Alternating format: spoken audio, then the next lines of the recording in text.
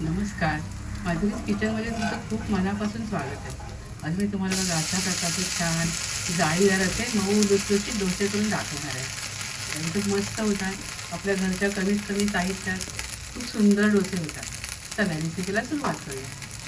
नीट डोसा करण्यासाठी इथे मी 1 वाटी तांदूळ एक 4-5 तास भिजत ठेवले होते आणि 1 वाटी खोबरं घेतलेलं आहे.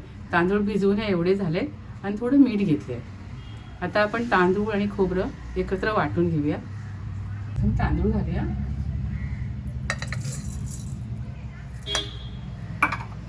आणि खोबरं घालूया आणि एक अर्धी वाटी पाणी घालून हे वाटून घेऊया.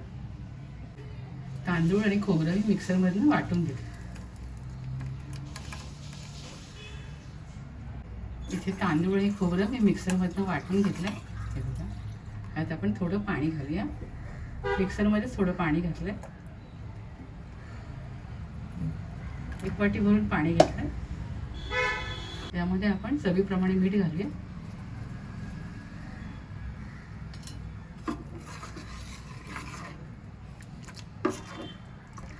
आणि हे मिश्रण 10 मिनिटांसाठी आपण बाजूला ठेवूया. आपण डोशासाठी लागणारी चटणी करूया. इथे मी शेंगदाणे घेतले, डाळवं घेतले, थोडं खोबरं, 3 मिरच्या, कढीपत्ता, 2-3 लसूण आणि आलं घेतलंय आणि थोडी कोथिंबीर घालणार आहे.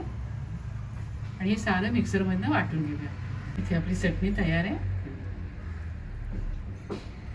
आपण याला छानसा तडका देऊया. ती चटणीच्या फोडणीसाठी तेल गरम करून घेतलंय. त्यावर आपण मोहरी घालूया, हिंग घालूया आणि कढीपत्ता आणि सुकी मिरची घालूया आणि छान आपण तडका देऊया. नीर डोशाची चटणी आपली तयार झाली. आता आपण डोसे करायला घेऊया.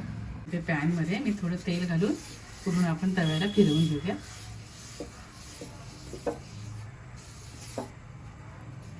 आणि आता डोसा करायला घेऊया. पीठ बघा अशा प्रकारे असं फ्लोई कन्सिस्टन्सी पाहिजे. आपले डोसे छान होतात.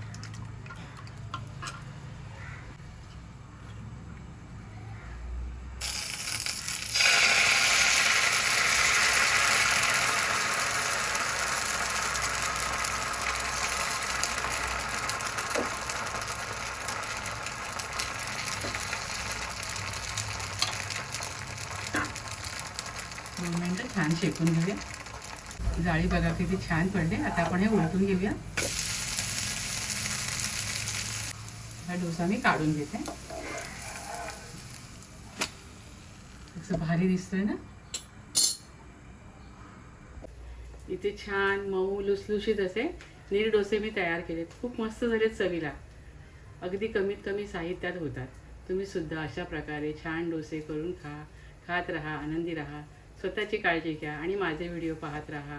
शेअर करा, लाईक करा, सबस्क्राईब करा. धन्यवाद.